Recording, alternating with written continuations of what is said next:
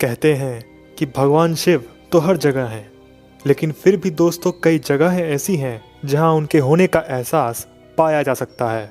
दोस्तों आपने कई बार ऐसा सुना होगा कि भगवान शिव के तीर्थ स्थल तक पहुंचना मुश्किल होता है, फिर चाहे वो अमरनाथ यात्रा हो या कैलाश मानसरोवर की यात्रा।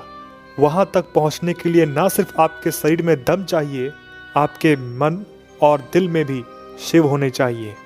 लेकिन दोस्तों अगर मैं आपसे पूछूं कि क्या आपको पता है कि कैलाश मानसरोवर और अमरनाथ यात्रा से भी मुश्किल एक ऐसा जगह है जहां पर पहुंचना लगभग नामुमकिन है।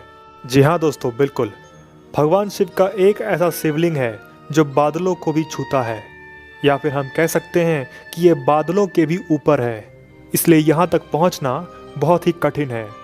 इस वीडियो में हम उस शिवलिंग के बारे में बात करेंगे और उससे जुड़े हुए रहस्यों को भी देखेंगे।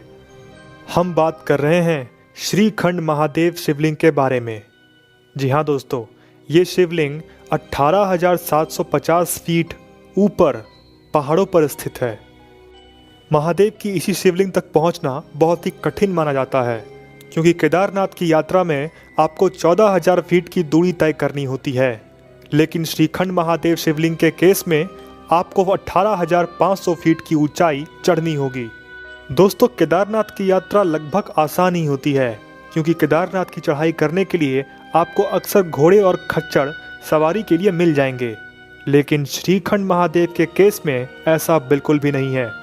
श्रीखंड महादेव की चढ़ाई आपको खुद से ही करनी होगी, क्योंकि इस चढ़ाई के दौरान आपको कोई भी घोड़ा या खच्चर सवारी के लिए नहीं मिलेगा। ये चढ़ाई इतनी मुश्किल है और इसकी ऊंचाई इतनी ज़्यादा है कि यहाँ पर घोड़ा और खच्चर पाया नहीं जाता। अब आप दोस्तों सोच ही पा रहे होंगे कि श्रीखंड महादेव की चढ़ाई करना कितनी ज़्यादा मुश्किल है। दोस्तों श्रीखंड महादेव का शिवलिंग जो है वो शिमला के एक बर्फीले पहाड़ी के ऊपर स्थित है। लगभग 40 किलोमीटर की दूरी तय करने के बाद जब आप इन पहाड़ियों की चोटी के ऊपर पहुंचेंगे, तब आपको एक विशालकाय प्राकृतिक शिवलिंग देखने को मिलेगा, जिसे श्रीखंड महादेव शिवलिंग भी कहा जाता है। इतनी ज़्यादा ऊंचाई पर पहुंचकर आपको ऐसा महसूस होगा कि आप बादलों के ऊपर पहुंच गए हैं, क्योंकि जब आप नीचे की तरफ झांकेंगे तब आपको सिर्फ बादल ही बादल नजर आएगा। जब आप श्रीखंड महादेव की शिवलिंग को दोस्तों ध्यान से देखोगे तब आपको वो लाल नजर आएगा। जी हाँ दोस्तों, इसके पीछे भी एक मान्यता है, आपको पता नहीं होगा पर हम आपको बताएंगे। लेकिन उससे पहले कि हम लोग वीडियो में आगे बढ़ें, हम आपसे रिक्वेस्ट करना चाहेंगे कि अगर आपको अभी तक की हमारी ये पेशकश पसंद आ रही हो तो कृपया लाइक कीजिएगा इस वीडियो को, और अगर आप चैनल पर नए हैं तो सब्सक्राइब कर लीजिए हमारे चैनल को और प्रेस कीजिए बेल नोटिफिकेशन आइकॉन। तो दोस्तों चलिए बताते हैं हम आपको कि इसके पीछे क्या मान्यता है और इनके रहस्यों को हम लोग डिकोड करने की कोशिश करते हैं। दोस्तों ये उस समय की बात है जब भस्मासुर था। जी हाँ दोस्तों, भस्मासुर भगवान शिव का एक बहुत बड़ा भक्त था। उसने भगवान शिव की आराधना करके भगवान शिव से वरदान पाली। भस्मासुर ने भगवान शिव से यह वरदान मांगा कि वो जिसके भी सर पे हाथ रखे वो भस्म हो जाए, यानी कि उसका खात्मा उसी वक्त हो जाए। भस्मासुर को जैसे ही यह वरदान मिला तब भस्मासुर ने यह वरदान का उपयोग भगवान शिव के ऊपर ही करना चाहा, लेकिन भगवान शिव ऐसा होने नहीं दे सकते थे, क्योंकि अगर उनका विनाश हो जाता तो सृष्टि का संतुलन बिगड़ जाता।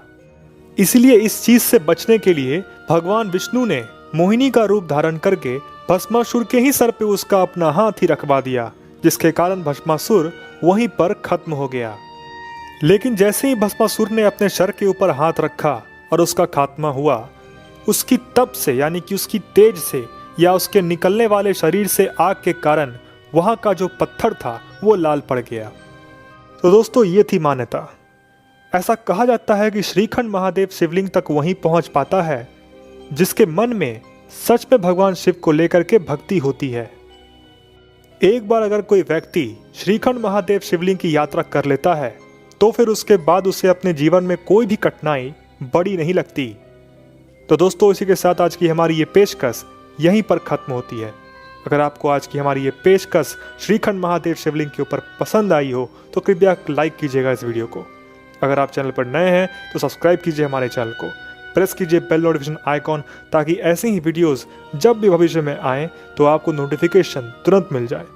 कमेंट करके अपने सुझाव हमें ज़रूर बताएं और अपने दोस्तों के साथ इस वीडियो को ज़रूर शेयर करें। आप सबका बहुत बहुत धन्यवाद। Thank you very much.